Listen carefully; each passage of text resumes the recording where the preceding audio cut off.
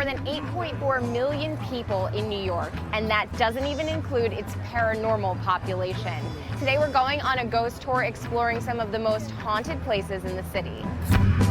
People say if there was ever a house meant to be haunted, this is it. The family who moved in here in 1835, the Treadwells, seem to still be here. This is the front parlor, which was the grandest room in the house and the room in which the Treadwells did their important entertaining. Particularly this piano. People walk by at night to this day and occasionally hear it being played.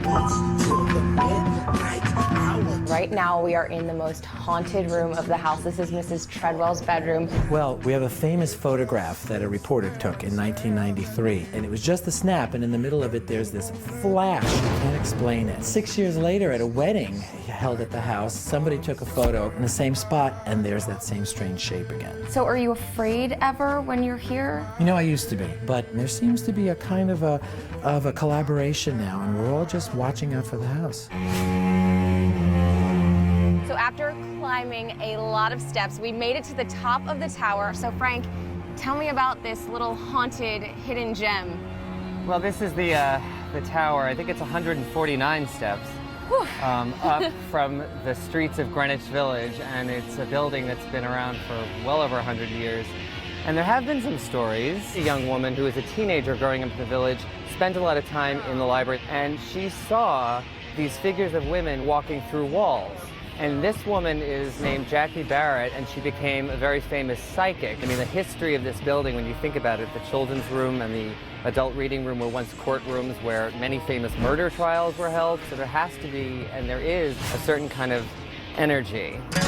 Our final stop is Broadway, home to New York City's most beautiful ghost. Well, there is a ghost here. There certainly is a presence. Her name is Olive Thomas.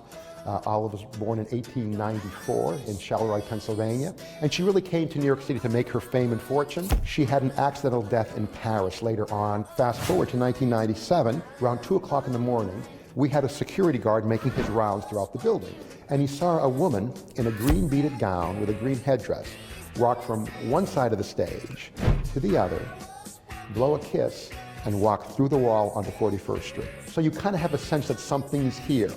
A very benevolent spirit, but a spirit that's keeping an eye on us. Even though the spotlight is always focused on Aladdin, the cast and crew have a tradition of always saying goodnight to Olive and blowing her a kiss to keep her in good spirits. So this just goes to show that not all ghosts are necessarily scary. Good night, Olive.